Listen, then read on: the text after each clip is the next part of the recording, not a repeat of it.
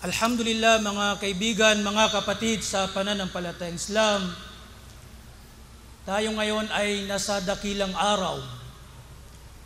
Tandaan ninyo kung anong hangarin, layunin kung bakit mayroong khutbah, sermon sa mga dakilang araw sa Islam ay upang ang mga kamusliman makapagbigay tayo ng paalala hinggil sa mga katuruan na dapat nating gampanan.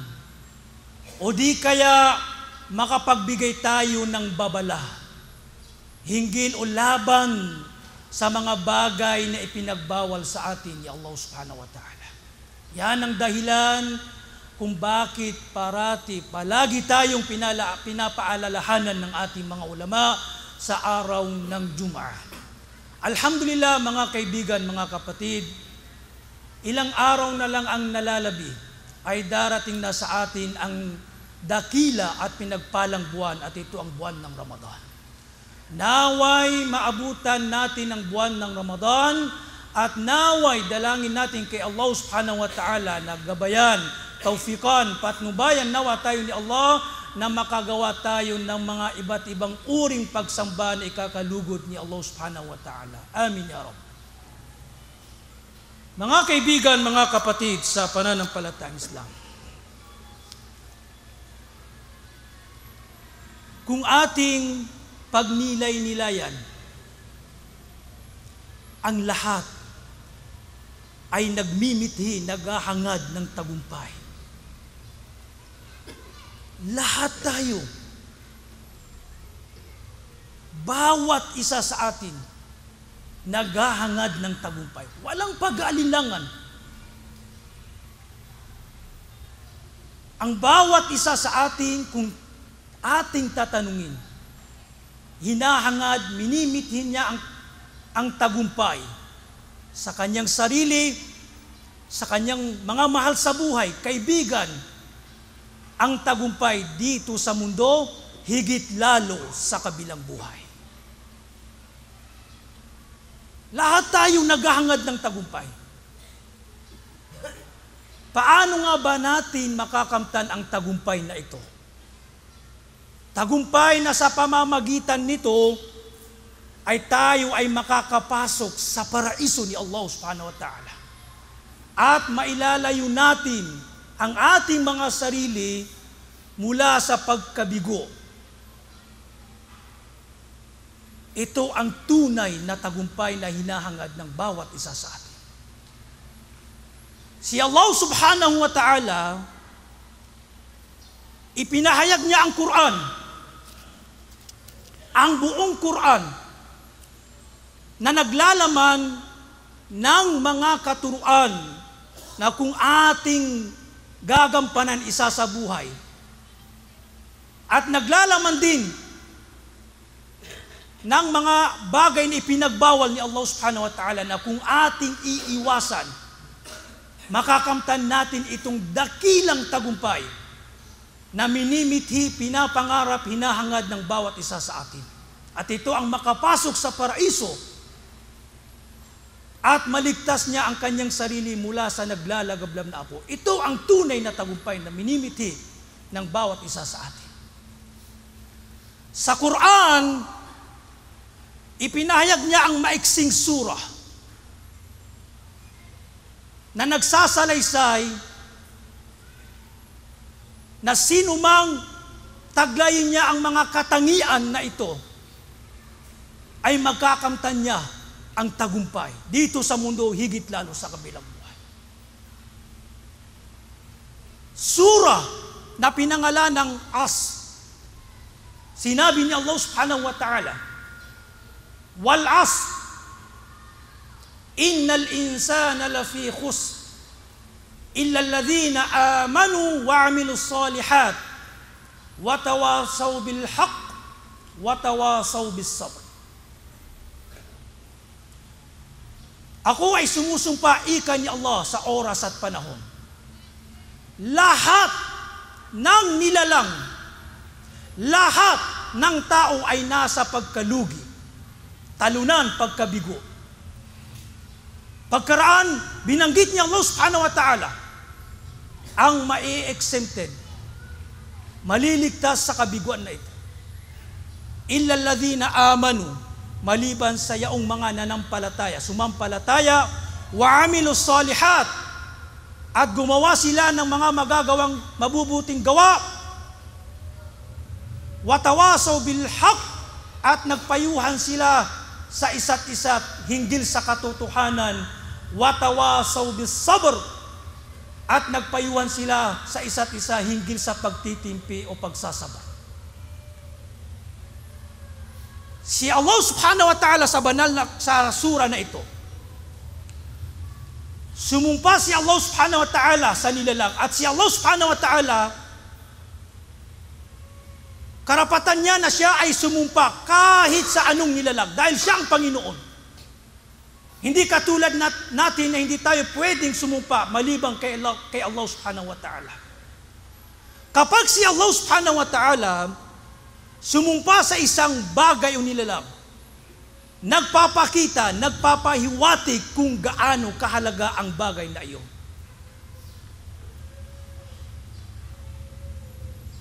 Ako ay sumusumpa, ika ni Allah, sa panahon o oras na nagpapakita kung gaano kahalaga ang oras o panahon na pinabayaan, hindi binigyang halaga ng karamihan sa atin.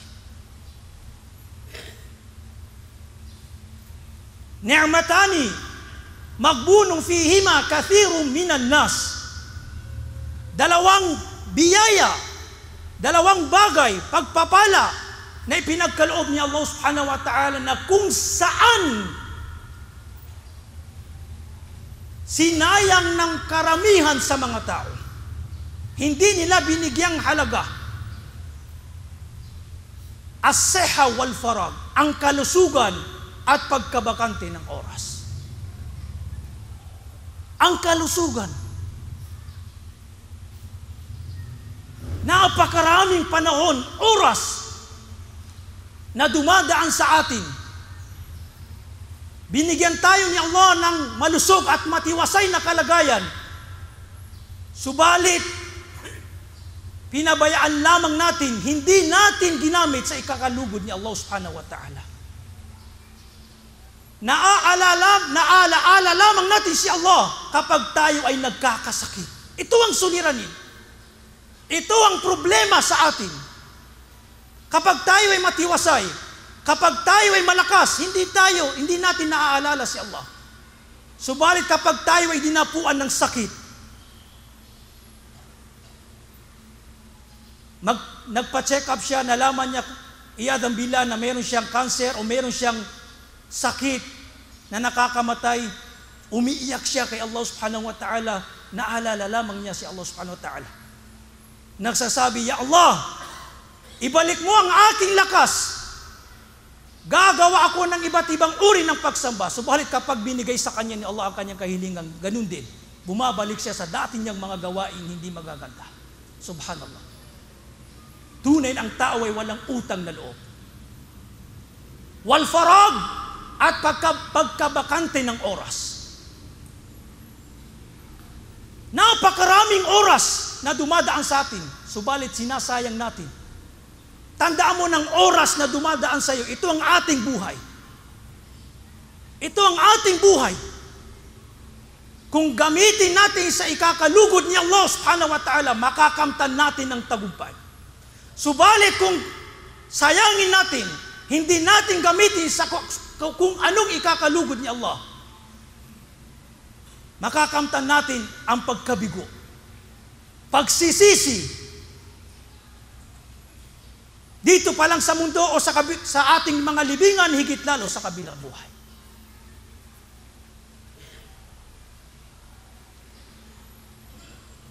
Ang mahal na propeta sallallahu alaihi wasallam ay kanyang sinabi, La tazulu qadama 'abdin yawm al-qiyamah hatta yus'ala an arba'. Hindi maihahakbang ng alipin ang kanyang paa sa kabilang buhay hanggat hindi maitanong sa kanya ang apat na bagay. Una rito, an umrihi fima afna. ang kanyang buhay kung saan niya ito ginamit, ginugol. Paggising mo sa umaga, sa Fajr, ikaw ba ay nakapagsala? Dumating ang Zuhur, anong ginawa mo? Ginamit mo ba sa ikakalugod ni Allah? Nagsala ka ng Zuhur, Asr, Maghrib, Isha. Lahat ng ito ay itatanong sa iyo ni Allah subhanahu wa ta'ala. Wallahi la'azim. Ang iyong buhay kung saan mo ginamit. Innal insana lafi khusr. Tunay na ika ni Allah, lahat ng tao ay nasa kabiguan, nasa pagkalugi, maliban sa kanyang babanggitin. Illal ladhina amanu, itong unang katangian. Sila yaong mga sumampalataya. Itong iman, mga kaibigan, iman, marahil ang ilan, ay hindi niya rin lubos na unawaan. Pasintabi. Tabian. Dahil, subhanallah, may mga tao na nagsasabing, ang iman ay dito sa puso. Ang mahalaga, mabuti akong tao. Wala akong inaagrabyado, wala akong atraso sa ibang tao, kahit hindi ako nagsasala sa kanyang pag-iisip, ako ay isang mananampalataya. Kalla. Ito ang sanhi ng kawalan ng pag-unawa sa ating relihiyong Islam. Ang iman dapat nating maunawaan. Marahil Muslim o mu'min ka lang sa pangalan. Marahil Muslim, mu'min ka lang dahil ipinanganak kang Muslim, subalit sa paningin ni Allah, hindi ka tunay na Muslim. Ang iman, tasdiqun bil qalb, wa nutqu bil lisan, wa amalun bil jawarih.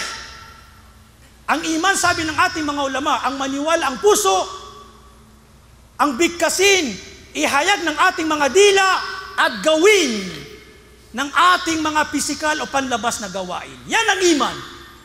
Kung inaangkin mong Muslim ka, subalit hindi ka nagsasala, wallahi la'azim, hindi ka Muslim sa paningin ni Allah subhanahu wa ta'ala. Kahit wala kang inaagrabyadong tao, kahit dalisay, malinis ang iyong puso sa ibang tao, subalit ang lubos, higit mong inaagrabyado ay si Allah subhanahu wa ta'ala. Sabi ni Sheikh Uthaymin, yung mga taong nagsasabi ng ganyan, kung tunay na malinis ang inyong mga puso, kung tunay na dalisay ang iyong puso, makikita ito sa iyong gawain. Dapat kang nagsasala dahil si Allah subhanahu wa ta'ala ang higit nating pakikitunguhan ng mabuti. Mabuti ka sa ibang tao, subalit kay Allah hindi ka mabuti. Si Allah subhanahu wa ta'ala ang lubos nating pakikitunguhan ng mabuti. Ang lubos na dapat malinis kay Allah subhanahu wa ta'ala ang ating mga puso. Marahil wala kang inaagrabyado, marahil wala kang atraso sa ibang tao, subalit kay Allah subhanahu wa ta'ala, ang higit mong inaagrabyado, ang higit mong inaagrabyado. Yan ang iman. Dapat nakikita sa ating mga gawain. Lalo-lalo na itong pagsasala. Napakapanganib. Mantakin nyo, may mga ulama na kanilang hinatulan na sino mang hindi nagsasala ay siya ay nawalan ng pananampalataya. Pagkaraan hindi paliliguan, hindi ililibing sa mga libingan ng mga Muslim. Napakasakit. Subalit kailangan nating kuhaan ng aral. Wa amilus salihat. Ikalawang katangian. Sabi ni Allah subhanahu wa ta'ala, gumawa sila ng mga mabubuting gawa. Ang mabuting gawa sa Islam, mga kaibigan, mga kapatid, dalawang kondisyon, alam natin to. Upang maging katanggap-tanggap ang ating mga gawain. Al-ikhlas wal-mutaba'ah. Ang pagiging dalisay, ibig sabihin sincerity na gagawin mo ang gawain alang-alang para lamang kay Allah subhanahu wa ta'ala. Ikalawa, al-mutaba'ah. Dapat ang ating mga gawain umalinsunod sa sunna ng mahal na propeta sallallahu alaihi wasallam. Ang nakakalungkot ngayon sa ating panahon, may mga ilang tao nangangaral mula sa mga lihis na grupo. Sinasabi nila, puro kayo bid'ah, puro kayo bid'ah. Kapatid, unawain mo ang relihiyong Islam. Unawain mo ang relihiyong Islam.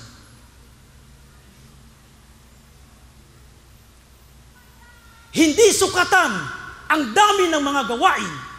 Kahit gumawa ka pa ng napakaraming gawain, kahit gaano pa ito ka-ikhlas, kung hindi umalinsunod sa sunna ng mahal na propeta sallallahu alaihi wasallam, wallahi al-azim, ito ay rejected. Hindi tatanggapin.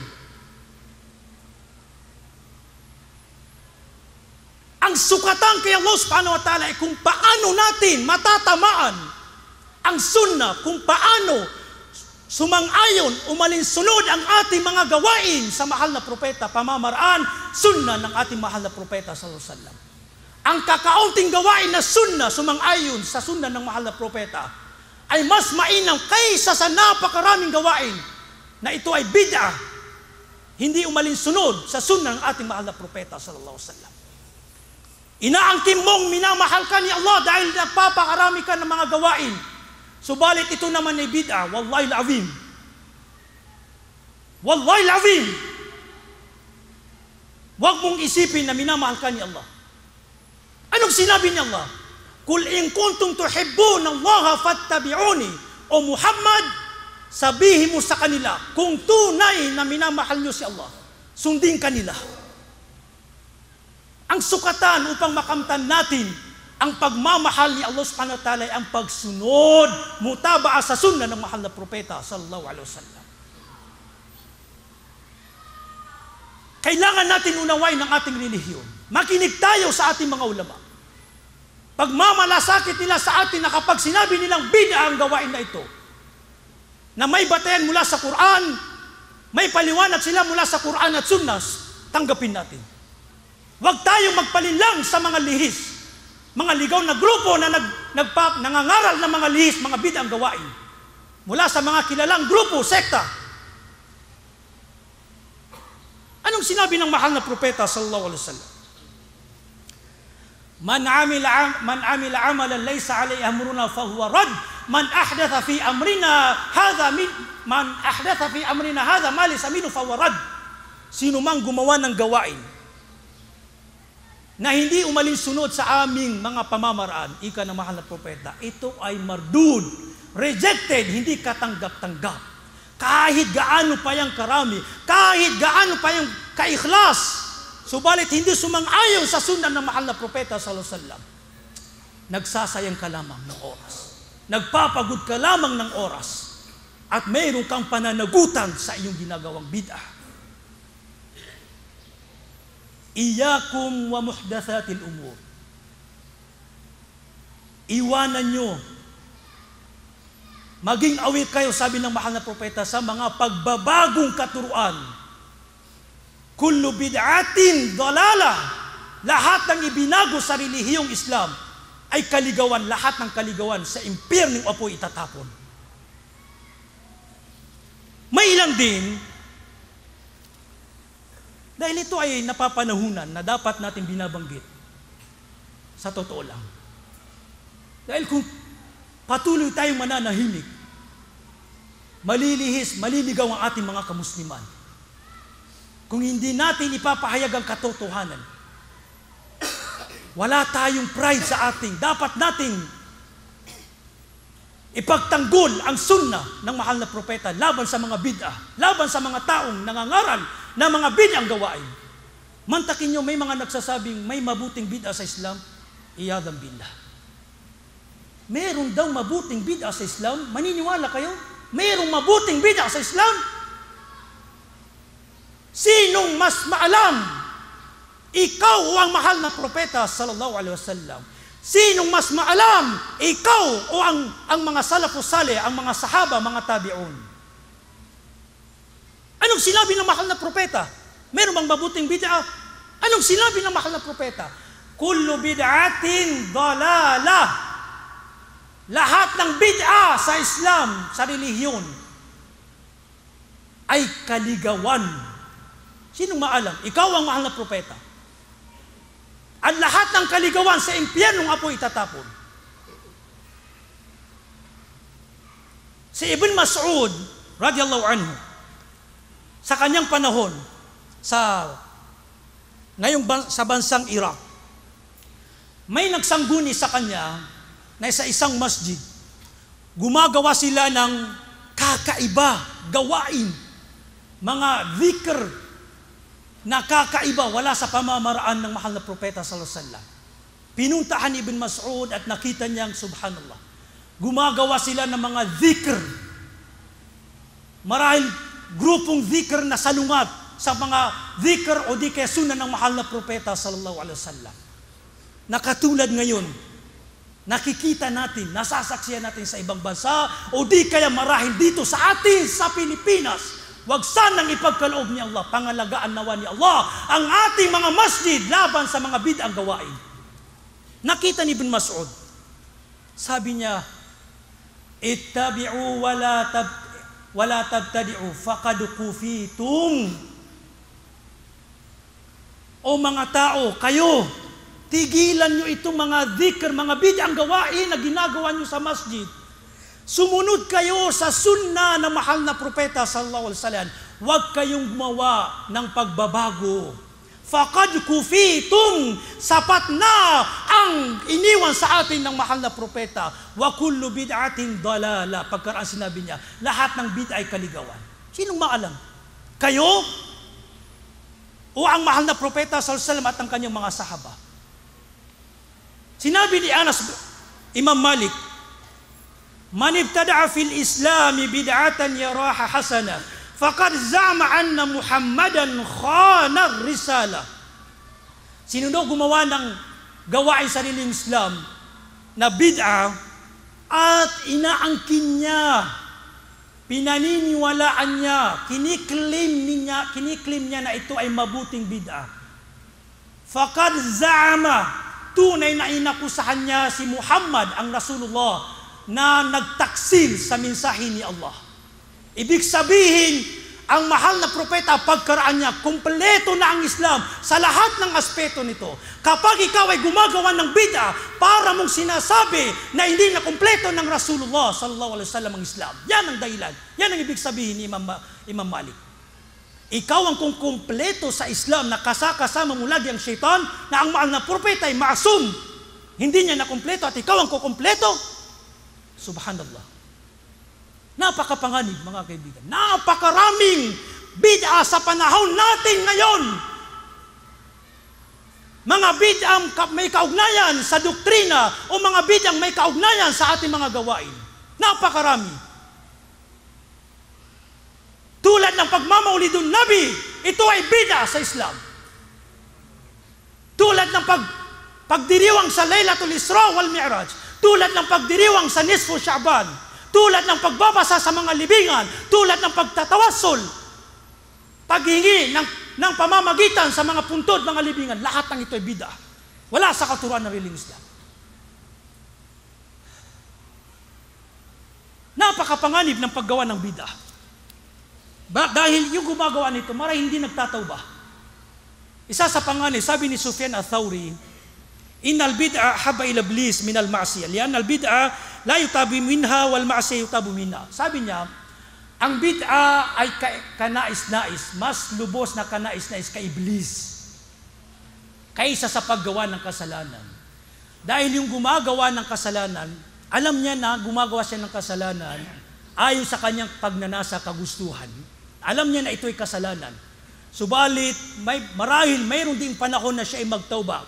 Hihiling kay Allah ng pagbabalik loob. Subalit ang gumagawa ng bid'a, hindi nagtatauba dahil inaangkin sa pag-iisip niya ang kanyang ginagawang gawain ay nagpapalapit kay Allah. Kaya hindi siya magtatauba. Napakapanganib ang paggawa ng bid'a. watawasaw bil haqq. Pangatlong katangian, nagpayuhan sila sa isa't isa hinggil sa katotohanan. Ito na yung al-amr bil ma'ruf wan nahy anil munkar. Sa panahon natin ngayon, marami ang nalilito, marami ang naguguluhan. Bakit lumabas itong mga iba't ibang uri ng sekta, grupo? Bakit nagbabangayan ang mga ulama, mga ustad sa social media? Bakit? Yung mga kamusliman, mga awam, kakaunti ang kaalaman ay naguguluhan, nalilito. Huwag po tayong malito, maguluhan. Pag-aralan natin ang ating Islam para hindi tayo nagkakaroon ng kalituhan. Tandaan natin na propesiya ng mahal na propeta sallallahu alaihi wasallam. Propesiya, ibig sabihin, sinabi na ng mahal na propeta sallallahu alaihi wasallam na mangyayari at mangyayari sa umma na ito, na tayo'y magkakawatak-watak at lilitaw ang mga lihis, mga ligaw na grupo. Propesiya, maging sa pagkaraan ng mahal na propeta, maging sa mga huling panahon ng mga sahaba, mga tabi'in at tabi'in, lumitaw ang mga lihis at mga grupong sekta. Dahil ito ay naunawaan nila propesiya ng mahal na propeta sallallahu alaihi wasallam. Sataftariku hadhihi al-umma ala 73 firqa kulluha fin-nar. Mahahati ang umma na ito sa 73 na sekta. Kulluhum fin-nar. Lahat ay sa impyernong apoy itatapon, illa al-wahida. Kila wa ma hiya ya Rasulullah. May nagtanong, sino po ya Rasulullah? Anong grupo yan? Sabi niya, sino man ang tinatahak niya ang aking sunna, pamamaraan at pamamaraan ng aking mga sahaba, sila ang nasa katotohanan, sila ang maliligtas. At ito na ang tinatawag na ahlus sunnah wal jamaah. Na sinusunod nila ang Quran, sinusunod nila ang sunna ng mahal na propeta sallallahu alaihi wasallam. Maging aware tayo sa mga sektang lumitaw ngayon, maging dito sa Pilipinas, na nangangaral, nagpapalaganap ng mga doktrina, mga bid'ang gawain na salungat sa Quran at Sunnah ng mahal na propeta sallallahu alaihi wasallam. Kahit inaangkin nila na sila ay nasa katotohanan, walang tunay na pagkakaisa. Walang tunay na pagkakaisa hanggat hindi tayo nagkakaisa sa tunay at dalisay na akida, doktrina na iniwan sa atin ng mahal na propeta at ng kanyang mga sahaba. Famadha ba'da al-haqqi ila ad-dalal, anong sinabi ni Allah? Wala nang susunod pagkaraan ng katotohanan maliban sa iisa. Isa lang.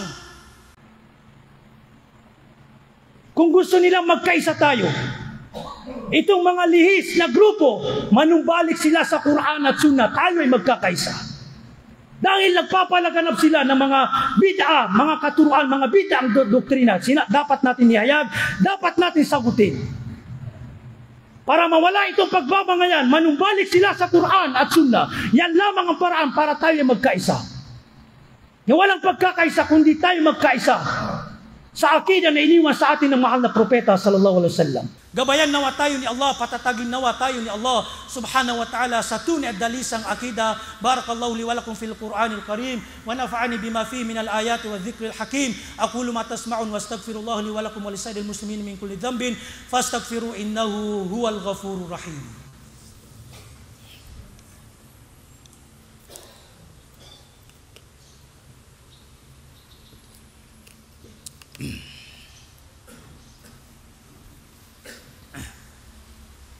Bismillahirrahmanirrahim. Alhamdulillah rabbil alamin wassalatu wassalamu ala Rasulillah amma ba'd. Meron lang akong isang bagay na lilinawin dahil meron tayong mga kapatid, Sheikh, Guro. Bakit ginagamit ng mga tukoy na grupo, sekta itong katawagang Wahhabiyya? Ano ba ang katotohanan sa katawagan na ito? Dapat nating linawin at alamin natin ang katotohanan sa katawagan na ito. Pero una, kapag, tandaan niyo ito, kapag may tao, kahit pa ustad, ulama yan, kapag ginagamit niya itong katagang Wahhabi, o di kaya dinudugto niya dun sa Salafi Wahhabi, siguraduhin, isa puso't isip nyo, na iyang tao na yan, kabilang sa mga lihis, mga ligaw na grupo, na kinamumuhian niya ang mga ulama ng Saudi at mga ulama na nakakapagtapos sa Saudi. Yan ang isa puso't isip nyo. Ginagamit nila lamang itong Wahhabi para tamfirun nas, upang kamuhian ng mga tao. Propaganda lamang ang paggamit nila sa katawagan na ito. Upang tanggihan, kamuhian ng mga tao, ang da'wah, ang paanyaya, katuruan ng mga ulama ng Saudi at mga ulama na nakakapagtapos sa atin sa Saudi. Alhamdulillah, dito sa Pilipinas, majority ang Ahlus Sunnah wal Jama'ah o mga Salafi. Alhamdulillah. Pangalagaan natin, huwag tayong magpalinlang sa mga taong ito. Naisip ko minsan, itong Wahhabi ay isang katawagan lamang. Walang problema kung ano man ang hangarin nila dito. Tinatanggap ba natin o ang katawagan ito hindi? Subalit, katawagan lamang yan. Sa bandang huli, ang hahatulan kung anong doktrina, katuruan na nilalaman ng ano pa mang katawagan. Kaya sinasabi ko sa kanila, kung tinutukoy nyo dyan si Muhammad ibn Abdul Wahhab, magpakita kayo mula sa kanyang mga aklat na katuruan, na ligaw, katuruan, doktrinang katuruan. Kul hatu burhanakum in kuntum sadiqin. Magpakita kayo. Puro mga chismis ang inyong pinapalaganap. Puro paratang na walang katotohanan. Ipakita nyo sa amin na ligaw si Muhammad ibn Abdul Wahhab at ang mga ulamang sumunod sa kanya. Bakit nila kinamumuhian, mga kaibigan, mga kapatid? Dahil si Muhammad ibn Abdul Wahhab ang siyang naging dahilan ng pagpuksa, pagkawala ng mga shirk, mga bid'ang gawain na umiiral noon sa Najd, Hijaz, itong basang Saudi. Sa ika-12 century ng Hijriya o ika-13 Hijriya, namuhay si Muhammad ibn Abdul Wahhab. Sa bansang Saudi, talamak ang mga shirkiyat, talamat ang mga bid'ah. Sa mga puntod, makikita nyo may mga struktura, pagdadakila sa mga libingan. Sa awa, habag ni Allah subhanahu wa ta'ala, ginawang kasangkapan ni Allah si Muhammad ibn Abdul Wahhab upang mapuksa, mawala itong mga bid'ah, mga shirk na gawain sa bansang Saudi. Siya ang naging dahilan ng pagkawala at ang mga ulamang sumunod sa kanya. Ito ang dahilan kung bakit kinamumuhian nila si Muhammad ibn Abdul Wahhab at ang mga ulamang sumunod sa kanya. Dahil siya ang naging dahilan ng pagkawala ng mga gawain ng kanilang mga ninuno na sila yung mga Sufi. Tignan nyo, sa panahon ng Ottoman Empire, may mga, maging sa Facebook, may mga nakikita tayong larawan. Sa mga libingan lang ikumpara niyo ang mga libingan noon at ngayon.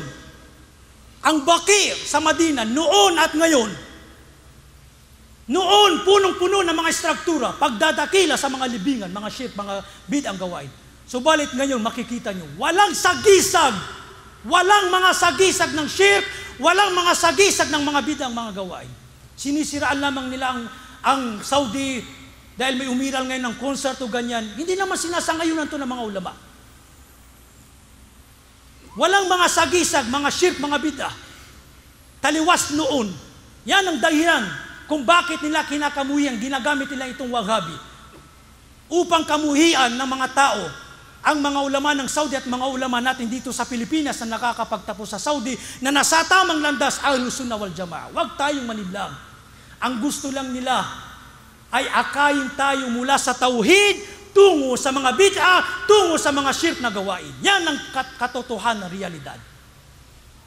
Piliin natin, maging aware tayo, mga kaibigan, mga kapatid. Kilalanin natin ang mga ulama na kinukuha natin ng kaalaman. Huwag tayong humiwalay sa Quran at Sunnah ng mahal na propeta sallallahu alaihi wasallam. Taraktu fikum shay'ain ma in tamassaktum bihima lan tadillu ba'di, kitab Allah wa sunnati. Iniwan ko sa inyong dalawang bagay. Kung inyong pangahawakan, hindi kayo maliligaw. Ang Quran at ang aking sunnah ng mahal na propeta. Si Ibn Sirin, rahimahullah, tandaan niyo na ang kaalaman na inyong kinukuha ay inyong relihiyon. Kaya piliin ninyo kung kanino nyo kinukuha ang kaalaman. Gabayan nawa tayo ni Allah subhanahu wa ta'ala. Patatagin nawa tayo ni Allah subhanahu wa ta'ala. Pangalagaan nawa ni Allah subhanahu wa ta'ala ang ating doktrina, ang ating mga gawain laban sa mga ligaw, bid'ang doktrina at mga ligaw, mga bid'ang gawain, at pangalagaan nawa ni Allah subhanahu wa ta'ala ang ating mga masjid laban sa mga bid'ang gawain at laban sa mga ngaral na mga lihis at mga ligaw. Ibadallah, inna Allah amarakum bi amrin kad bada'a fi bi nafsi faqala azza min qa'il inna Allah wa malaikatahu yusalluna 'alan nabi ya ayyuhalladhina amanu sallu 'alaihi wa sallimu taslima.